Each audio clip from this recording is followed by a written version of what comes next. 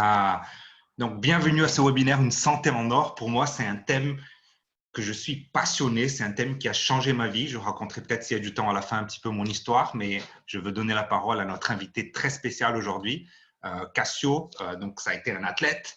C'est quelqu'un qui a été programme manager et head coach dans un CrossFit. Il est coach international dans plusieurs pays. Il est level 4 personal trainer. Donc, level 1, ça te permet d'être prof de CrossFit. Donc, lui, il est level 4, certifié en médecine chinoise.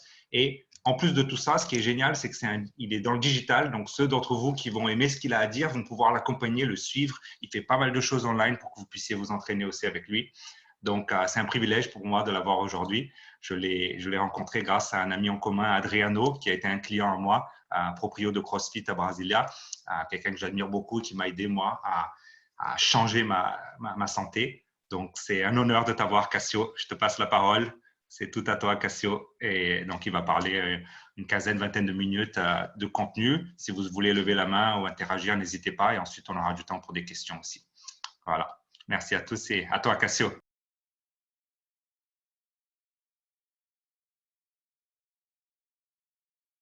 Bonjour, vous m'entendez bien? Ouais, c'est Génial. bon. OK. Donc, déjà, vous pouvez voir que je ne suis pas français. Donc, je suis brésilien. Bon, je m'appelle Cassio.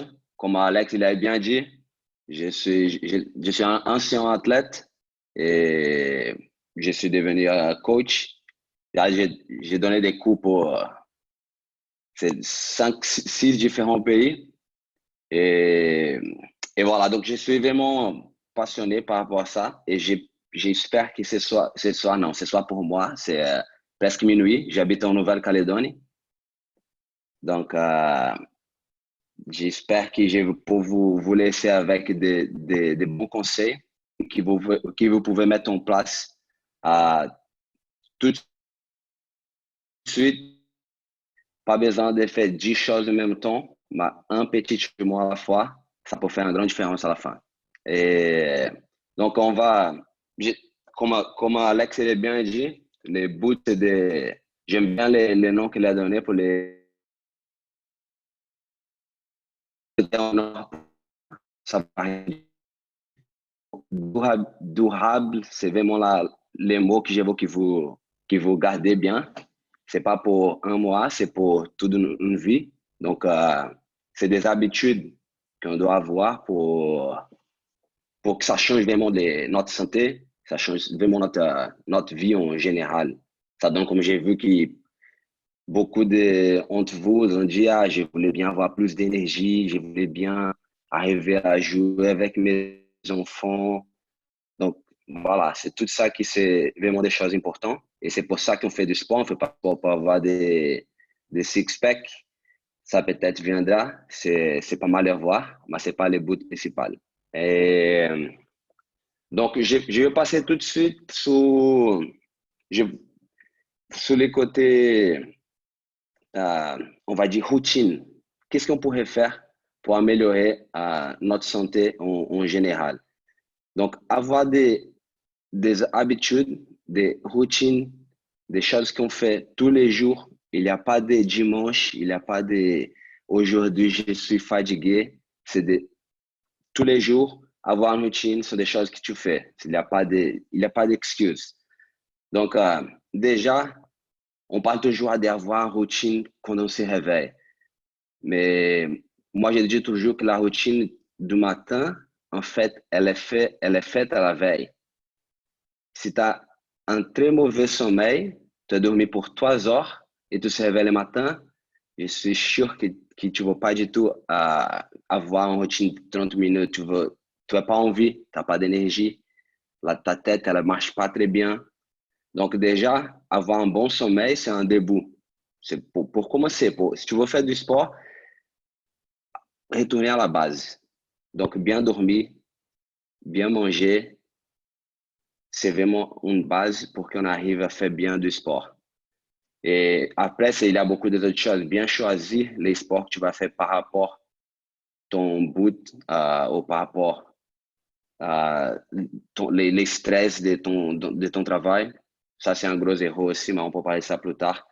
Donc, au niveau améliorer du sommeil, on doit, on va aller en arrière, on doit penser à des choses naturelles, on va dire.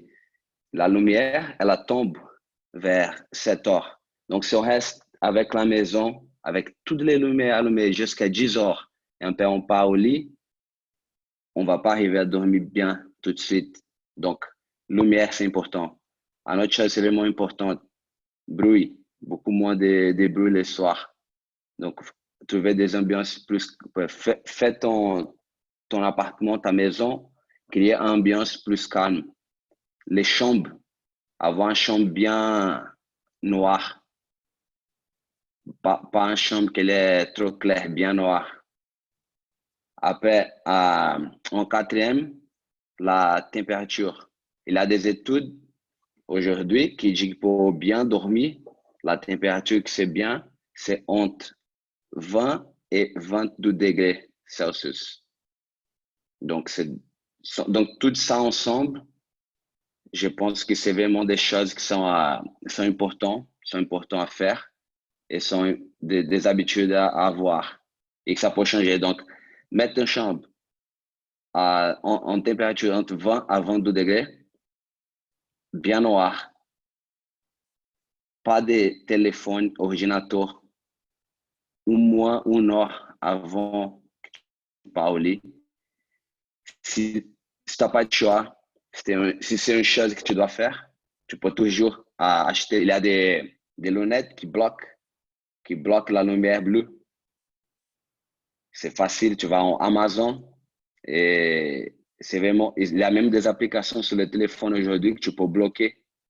Tu peux bloquer les lumières. Ça peut aider. Si tu es quelqu'un qui travaille à l'ordinateur, tu n'as pas de choix. Ça joue vraiment. C'est vraiment des choses qui sont importantes à faire. Donc, avec ces 4 conseils, je suis 100% sûr que vous pouvez trouver un sommeil, améliorer votre sommeil.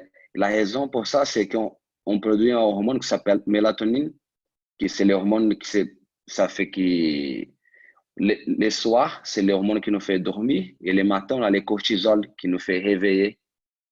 Donc, on doit produire, et les études disent que 90% des gens aujourd'hui produisent beaucoup moins de mélatonine qu'on a besoin en fait.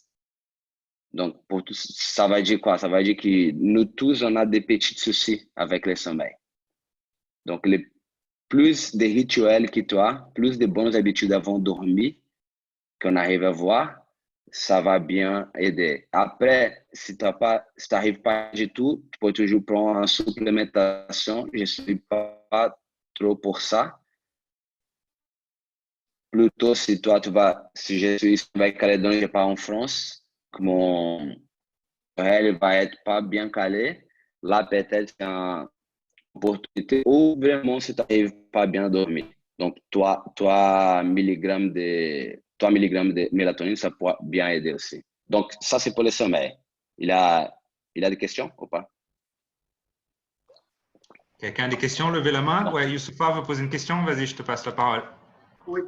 Moi, j'ai une question, c'est par rapport à la température. En fait, vous avez dit que c'est entre 20 et 22 degrés la température idéale. En fait, c'est une étude qui est basée sur quoi? Parce que comme on sait aujourd'hui, souvent, là où on est sur la planète, en fait, la température varie énormément. Et par exemple, moi, personnellement, je sais que à 25 degrés, je suis encore bien, même voire un peu plus. Il y a des gens déjà à 20 degrés, ils commencent à s'essouffler. Donc, je ne sais pas sur quoi, en fait, les études sur la température sont basées. Donc, c'est vraiment des études qui s'étaient faites pour des grandes universités en Californie qui sont vraiment les plus forts mondiales sur les sommeils.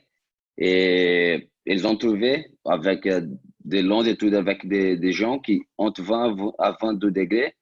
Après, si toi, tu as besoin d'une petite couverture, l'autre a besoin d'une couverture un peu plus grosse. Ça, c'est personnel.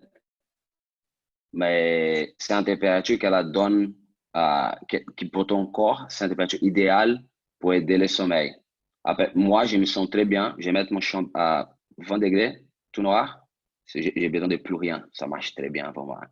Et voilà, c'est vraiment des études qui sont très fortes, qui sont fiables, en fait. Génial. Moi, Cassio, ma question, ça serait sur l'alcalinisation. Alcalinisation, c'est quelque chose que j'ai découvert aux États-Unis dans un séminaire. Pour moi, ça m'a vraiment ouvert l'esprit, comprendre l'acidité et tout. Je ne sais pas si tu vas en parler maintenant avec la nutrition ou quelque chose, mais c'est un point que j'aimerais bien que tu touches. Ouais, donc là, c'est plutôt les côtés matin que je voulais parler, mais ça, c'est la prochaine, après, si quelqu'un d'autre a des questions pour parler, mais sinon, c'est la prochaine étape, c'est les côtés routine matinale. C'est vraiment moi, je dirais que c'est une des choses les plus importantes. En fait, si ton corps il est trop acide, tu vas avoir plus d'oxydation. Oxydation, c'est ça qui nous fait vieillir, c'est ça qui nous fait avoir pas mal de soucis. Donc, un corps alcaline, c'est un corps qui va durer sain pour beaucoup plus de temps. Vas-y, Nelly. Bientôt, Nelly voulait poser une question, je crois. Elle a levé la main, je vais juste lui donner la parole. ouais. Vas-y, Nelly. Merci, Alex. Moi, c'est vraiment pour cette hormone du matin, là. Moi, j'ai une vraie difficulté le matin. J'ai de bonnes nuits. Et puis, si elles ne sont pas très bonnes, je fais de la cohérence cardiaque dans la nuit s'il faut, etc. Je suis un peu comme tout le monde, j'ai plein de petits outils. Néanmoins, très souvent le matin, j'ai vraiment une mise en route, parfois qui est très difficile. Beaucoup de mal à me lever, beaucoup de mal à me réveiller. Ça n'empêche qu'après, j'ai une très bonne dynamique, mais ce démarrage-là est vraiment très difficile. Et je suis aidée par un médecin homéopathe, je suis aidée sur plein de choses. Néanmoins, j'aimerais trouver cette ressource en moi exactement comme ce dont vous êtes en train de parler par rapport c'est le cortisol, c'est ça? Ouais. Donc, vous mangez ça. Après, c'est vraiment des choses il y a beaucoup de choses qui peuvent influencer sur ce côté de je me réveille pas bien. Ça peut être des choses que tu manges pas bien le soir. Ça peut être les petits déj qui n'est pas très bien fait. Après, les matins, si on mange trop de carbohydrates qui ont des indices glycémiques trop hauts, ça fait que ça coupe le cortisol tout de suite. Et là, ça fait que ça descend. Donc, peut-être là, tu vas avoir un pic d'énergie, mais ça tombe trop vite. C'est pas ça qu'on veut. On veut être énergique, on avoir d'énergie tout le temps. On ne veut pas être trop énergique et après, je veux dormir. Non. Donc, garder les cortisol doucement en descendant, mais il commence bien en haut, il va descendre doucement pendant la journée, jusqu'à les moments qu'on a les pics de mélatonine, c'est quand on va dormir. Donc, de ne pas manger des carbohydrates qui ont des glycémies trop hautes le matin, c'est déjà une très bonne chose. Après, on doit parler beaucoup plus que ça pour voir qu'est-ce que tu manges les soirs. Ça peut jouer aussi et des autres choses. Bon, je pense que ça va être très compliqué. On ne peut pas faire du coaching individuel, mais en tout cas, si tu as des recettes de repas un peu plus équilibrées vers la fin du webinaire, où tu nous donnes des orientations. Moi, j'ai une alimentation assez stricte et je fais très attention à ce que je mange, mais peut-être que ce n'est pas forcément adapté, mais voilà. On pourrait, à la fin, je vais avoir un petit moment pour plus de questions, c'est ça, Alex? Et à ces moments-là, garder cette question. Ouais. Vas-y, continue, et puis on verra à la fin ce qui manque, parce que sinon on va poser des questions sur les thèmes que tu vas déjà couvrir. Donc, si tu veux, passe ton contenu et on garde les questions pour la fin. Ouais, c'est mieux peut-être. Ok, très bien. J'avance là, quelqu'un d'autre. Ok. Donc voilà, ça c'était pour les soirs. Donc, avant de dormir, pour bien dormir. Après les matins, comme je viens de dire déjà, on va avoir un pic de cortisol. En fait, c'est glucides, c'est ça en français? Carbohydrate. J'ai vu la question. Voilà. Donc, on a un pic de cortisol et c'est ça ça nous donne de l'énergie. Et en fait, il a un très bon côté aussi du cortisol. Il aide qu'on brûle des gras dans notre corps. Donc, si tu as des soucis pour perdre du poids, ça peut être que tu manges trop de carbohydrates tôt au matin. Et ça fait que ton cortisol tombe trop vite. Donc, tu vas avoir des soucis pour perdre du gras, pour perdre du poids. Donc, je vais vous montrer sur les côtés qu'Alex m'a demandé avant. Je pense que c'est une des choses les plus importantes pour nous, c'est de garder notre corps plus alcaline qui est acide. Un corps acide, c'est un corps qui va veiller beaucoup plus vite qu'un corps qui est alcaline. Je peux donner un conseil qui marche très bien. J'ai fait ça avec tous mes athlètes et ça change vraiment la vie. Les athlètes qui prennent tous les suppléments, et ça, c'est un petit conseil que ça change bien la vie, c'est l'eau chaude, pas chaude, tiède, le matin, avec un citron pressé et un petit pot de sel, mais pas de sel normal de cuisine, c'est des sel rose. Je sais pas comment c'est dit en français, ça, les sels naturels. Les sels, c'est pas les plus importants. Les sels, en fait, c'est pour des autres choses. Mais voilà, l'eau tiède avec du citron. Citron, c'est acide, oui, mais c'est les fruits, les choses les plus alcalines pour notre corps.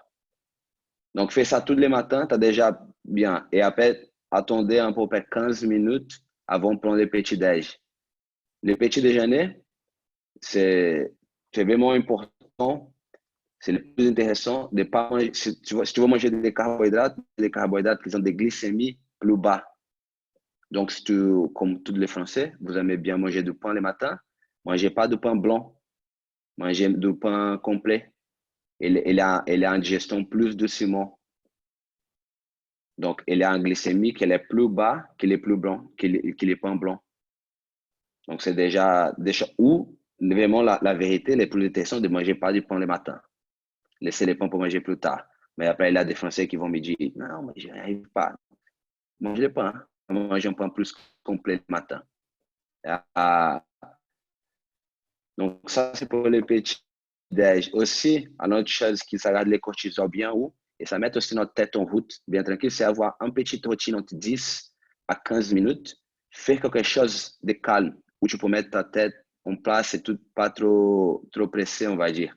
Ça peut être faire un petit étirement, ça peut être lire un livre de quelque chose qui t'aime bien, faire quelque chose qui te donne plaisir. C'est pour ça que tu as besoin de se lever 15 minutes avant ta femme.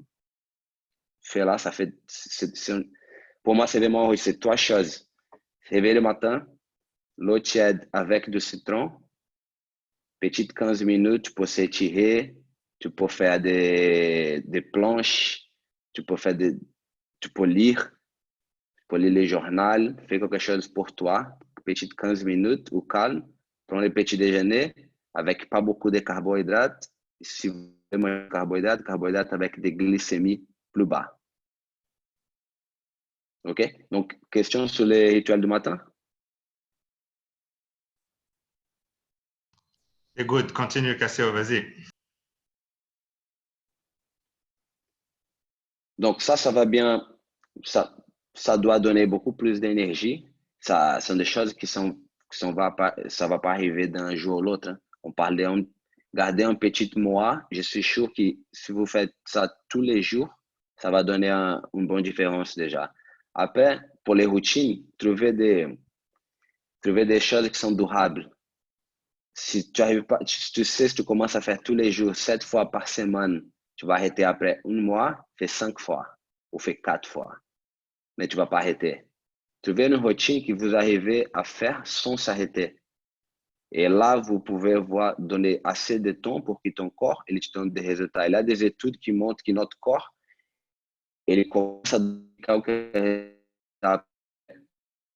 Un mois, les changements physiologiques faits. Et à partir de ce moment-là, qu'on va arriver à sentir les différences des changements des habitudes qu'on a fait. OK? Donc, 3 mois, c'est vraiment un deadline. Comme c'est dit, un deadline en français. C'est vraiment un point important pour c'est obligatoire. Donc, être obligatoire. Voilà, c'est ça. Et donc, j'avance. Donc, les raisons pour tout ça, pour les routines, on voulait parler du sport et nutrition. Il a si on ne dort pas bien, si on n'est pas bien les matins, ou si on mange pas bien les matins, c'est toujours en baisse d'énergie. On n'a pas trop envie, on n'a pas d'énergie, on n'a pas trop envie de faire du sport. Ça, c'est pas. Aussi, quand les cortisol descendent trop vite, quand on a des pics de glycémiques, c'est quand on mange trop de carbohydrates, ça coupe, on a moins de connexion du cerveau avec la musculature, avec les groupements musculaires. Et ça fait quoi? Ça fait qu'on n'arrive pas à avoir c'est pas un contrôle, c'est pas une game. On n'a pas la connexion qu'il faut pour faire du sport. Ça montre les risques de blessures quand on fait du sport. Et la récupération est beaucoup plus bas. Donc ça, c'est les côtés sport. Les côtés nutrition, ça fait qu'on a un baisse de glucose et notre corps, il va avoir envie de manger de glucose. Donc, quand on dort, vous pouvez voir ça pendant votre journée. Si on ne dort pas bien, on a plus envie de manger des choses qui ne sont pas bien. Si on est vraiment fatigué, on a envie de manger des choses.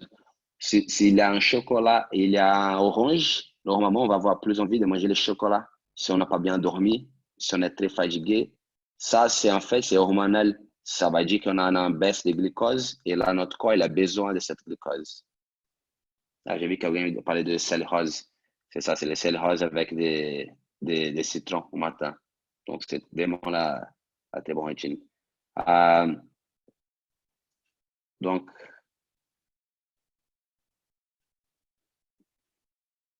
j'avance un peu, je juste regarde un peu les notes pour que je ne fais pas trop de freestyle. Et, OK, donc là, après, je rentre dans un sujet que c'est vraiment un sujet que pour moi, c'est vraiment important pour nous tous. Mais moi, ça, c'est pour moi, c'est vraiment important. À chaque 3 ans, je prends un coach pour 1 an. Moi, je suis un coach. Je suis un coach, il fait 14 ans. À chaque 3 ans, je prends 1 an de coaching. Mais je prends quelqu'un de vraiment très bien, quelqu'un qui est mieux que moi, que je sais qu'il j'ai de très bonnes références. Et là, j'apprends à chaque fois, j'apprends plus que quand en fait, j'ai fait des cours qui ma université. Donc, à chaque 3 ans, 1 an de coaching. Donc, je pense que nous tous, on doit apprendre coaching dans les sports, dans la nutrition, il y a des autres domaines, dans les mentorships. On parle toujours de mentorship. Donc, si tu as un bout, tu as besoin de quelqu'un pour t'aider. Je ne veux pas que vous savez tout ça que moi je sais ou que des autres coachs le savent avec beaucoup d'années d'expérience. Mais pour faire votre vie plus facile et pour que vous arriviez à comprendre des choses plus vite, vous pouvez toujours trouver quelqu'un pour vous aider. Donc, 1 an de coaching en sport ou 1 an de coaching en nutrition, c'est vraiment des choses à faire. Vraiment des choses à faire. Et ça peut beaucoup aider. Ça peut faire que... Là, je pense que c'était Laurent qui a dit tout du début, je veux savoir pourquoi j'ai fait ça. Et ça, il y a des études qui montrent le savoir pourquoi j'ai fait ça. Il va augmenter la connexion de ton cerveau avec les groupes musculaires, ça va augmenter les résultats. Donc, tout les savoir pourquoi j'ai fait les choses, ça va améliorer les résultats. Donc, voilà. Donc, c'est pour ça que je pense que c'est vraiment intéressant d'avoir un coach.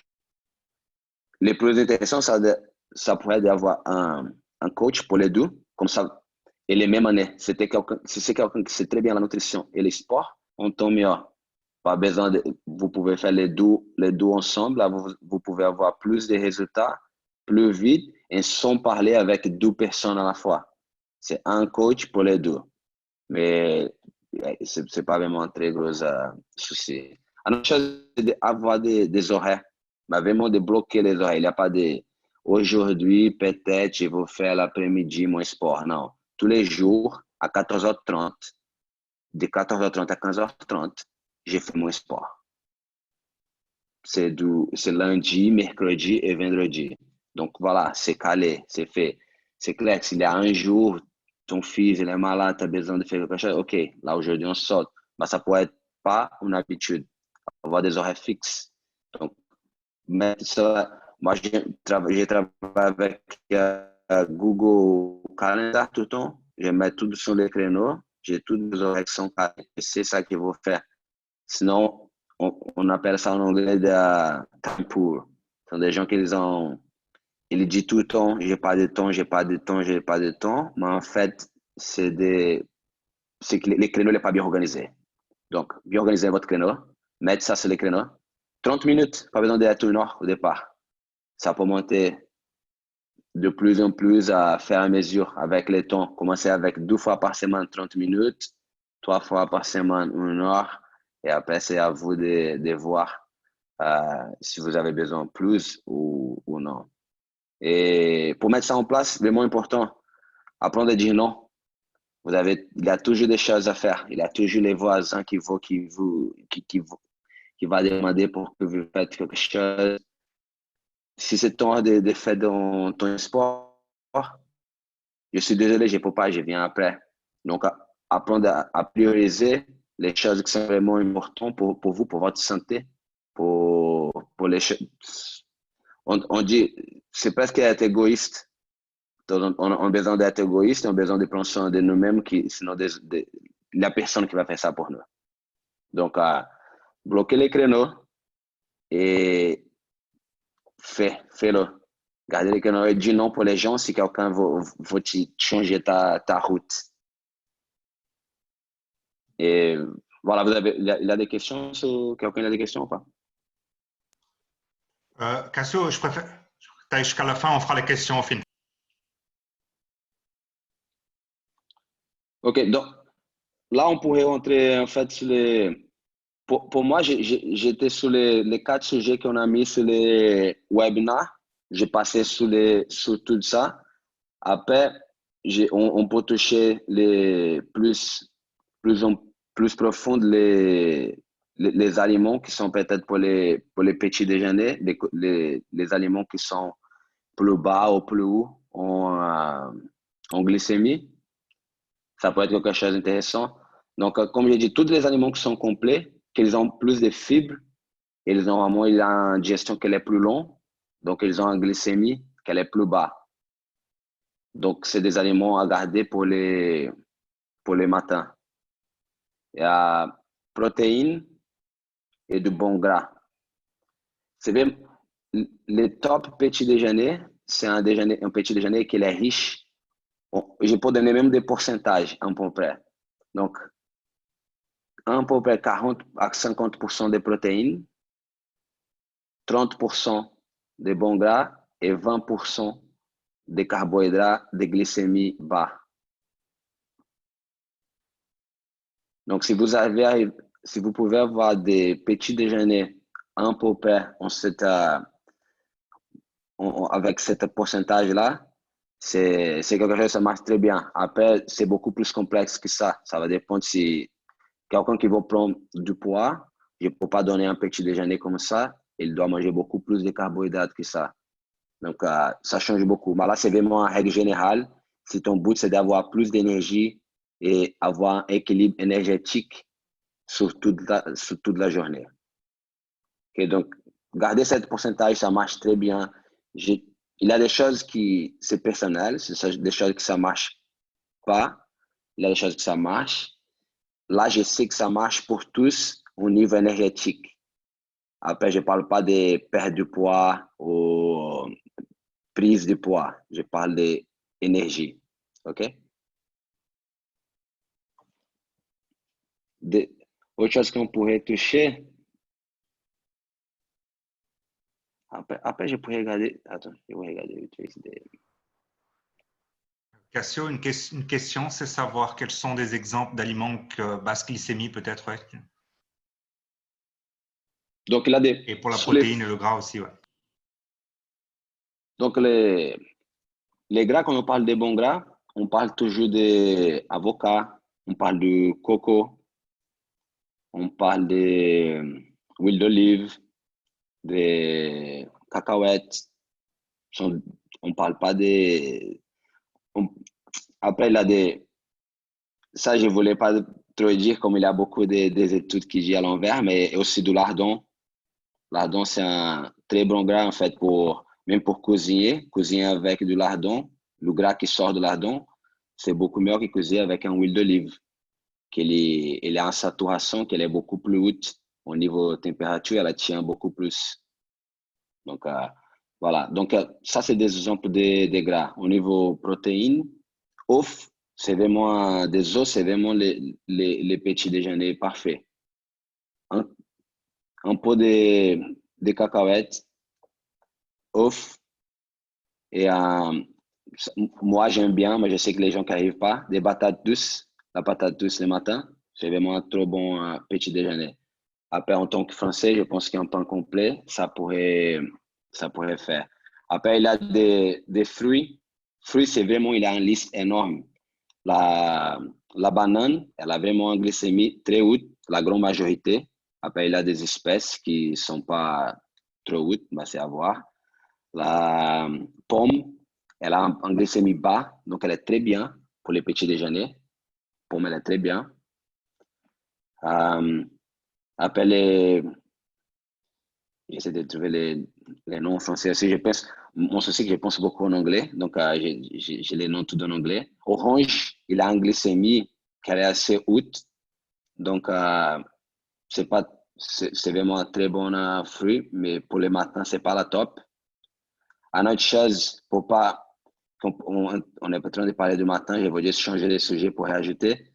Pas prendre de café sans rien tomar. Prendre le café avant quelque chose. Vous m'entendez là?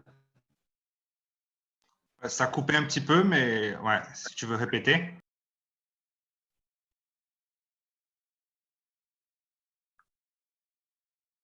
Donc, il dit pour pas prendre le café avant manger. Et là, c'est une très mauvaise habitude qui ça fait que notre corps il devient beaucoup plus acide aussi. Donc, manger avant, boire le café après, par l'envers. Ça, c'est très important. Les cafés chauds en estomac vide, c'est vraiment pas bien. Il y a beaucoup de raisons physiologiques aussi, mais les côtés acide alcaline, ça joue vraiment fort sur les côtés acides. Donc, des choses à voir. Essayez de voir un peu les... Cassio, je voudrais poser une... Parce qu'on a plus que 8 minutes. Après, on a Jim qui va continuer le webinaire. Donc, je vais donner l'opportunité à tout le monde peut-être de poser des questions. Ceux qui ont des questions, vous pouvez lever la main ou les écrire dans le chat et qu'on les ait. Moi, j'aimerais bien, Cassio, une question que tu parles un petit peu de l'hydratation, de l'eau et de la respiration. Je sais que c'est deux éléments qui jouent aussi dans la bonne santé. Est-ce que quelqu'un a d'autres questions? Si vous voulez, on pose toutes les questions d'un coup et on le laisse répondre. Pour l'instant, c'est OK? Donc, ouais, tu peux parler de ça Donc, si tu veux. on va parler de respiration. Respiration, on a à peu près 70% de respiration qu'elle est au niveau diaphragme plus bas. Donc, c'est sur le ventre. Quand tu vas respirer, tu dois gonfler le ventre. On parle de 70%, c'est presque tout là. Après, on parle de 20% sur le diaphragme, c'est vraiment au centre. Et que 10% en haut sur les poitrines. Là, c'est vraiment la grande majorité. Il y a aussi des études sur la respiration, que la grande majorité des gens respirent toujours là. Ça va dire, on utilise 10% de notre respiration, de notre capacité pulmonaire. Donc, au moins une fois par jour, pour 5 minutes, arrêtez et quand vous respirez, respirez avec les mains sur le ventre et bien sentir que le ventre les gonfle. On parle quand on fait ce test, c'est le moment que tu vas voir le ventre que tu ne vas pas voir sur la plage. C'est les ventres gonflés. Tu vas les gonfler et après tu vas monter. Et après à l'envers, pour finir, pour expirer, c'est les hauts, on centre, les bas. Pour inspirer, c'est les bas, centre, les hauts. Et ça fait ainsi que ça tourne. 100 minutes par jour, 5 minutes par jour, ça fait vraiment une très grosse différence. Moi, j'essaie de faire tout le temps, j'ai une application sur le téléphone qui me rappelle 5 fois par jour de faire. J'ai fait un pour perdre 2 minutes. L'application, elle a fait un suivi par rapport à ma respiration. Donc, ça, c'est une option. Aujourd'hui, on a beaucoup, avec tous les téléphones, les smartphones, on a beaucoup des applications il y a des applications qui ne servent à rien, que ça fait qu'on perd du temps. On a des applications qui sont très, très bien, qu'on peut bien utiliser pour notre santé. Et au niveau hydratation, ça dépend beaucoup où on habite. Si on habite proche de la plage, on a besoin un peu moins. Si on habite sur les montagnes, on a besoin de plus d'altitude, plus de besoin d'eau. Donc, mais en règle générale, on tous pour rester entre 2 à 3 litres d'eau par jour, minimum. Après, on essaie de jamais dépasser 4 litres et demi, 5 litres, ça dépend de ton poids de corps. Ça aussi, c'est des choses qu'on peut calculer par rapport au poids de corps. Plus que ça peut aussi être trop de travail pour les reins. Donc, on peut toujours passer sur nutrition, on peut toujours passer ça c'est très bon. Là, j'ai fait trop, c'est pas bon du tout. Donc, les nutrition, c'est vraiment des choses qui sont, c'est à voir, tu peux calculer par rapport au poids du corps, il y a beaucoup de choses derrière pour faire. Là, j'essaie vraiment de donner des conseils, des avis que vous pouvez tout de suite essayer de faire, ou faire un peu plus de recherche, ou demander à Alex, ou demander moi pour Génial, plus de... Cassio. Et une question par rapport à cette période de coronavirus. Donc, Cassio nous a, pour ceux qui ont raté le début, nous a parlé vraiment du sommeil, nous a parlé de la mélanine, du cortisol, nous a parlé de l'activité physique journalière à la même heure tous les jours avec une priorité. Il a parlé de l'hydratation, de l'alcalinisation. Il a parlé de pas mal de thèmes, de quoi prendre au petit-déj, du type d'aliments. Est-ce que tu peux donner peut-être une dernière question pour moi? Ce serait un conseil pour cette période de coronavirus. Comment est-ce qu'on fait pour l'activité physique? Il y avait Tirso aussi qui avait une question de est-ce que je fais que du cardio ou du poids aussi? Si tu peux donner peut-être une petite, en 2-3 minutes, une petite intro là-dessus de qu'est-ce que tu nous conseilles? Ouais. Donc, au niveau sport, déjà, toujours faire des sports que ça va aller bien avec ton style de vie. Si toi, tu as un boulot qui est trop stressant, fais pas des sports trop intenses. Fais un sport qui est un peu plus tranquille. Tu dois trouver les balances. Si toi, tu es trop calme, tu restes toujours devant l'ordinateur, là, peut-être, tu peux trouver un sport qui a plus d'intensité. Tu dois trouver les yin-yang, tu dois trouver les balances. Les sports, ils peuvent te donner cette balance. On a beaucoup de possibilités, il y a beaucoup de différents sports. Les CrossFit, il n'est pas pour tous. Les yoga, il n'est pas pour tous. Mais on a tous un sport qui est bien pour nous. Donc, bien trouver un sport qui marche bien. Pour le coronavirus, le moment, c'est vraiment de garder l'immunité le plus possible. Garder l'immunité le plus possible. Donc, vitamine C, tous les jours, ça peut être avec des fruits, c'est le plus intéressant. Mais pour arriver à avoir les 1000 mg que notre corps a besoin par jour, ça fait beaucoup d'oranges. Donc, peut-être faire un petit coup. Là, c'est le moment, prendre 30 jours d'un supplément avec la vitamine C, 1000 mg, c'est ça qu'on a besoin. Aussi, une autre chose qu'on a besoin, c'est de magnésium. Magnésium, en fait, on appelle, c'est les taxis de tous les autres minéraux. Si toi, tu as le calcium, mais tu n'as pas de magnésium sur ton corps, le calcium ne va pas arriver aux os.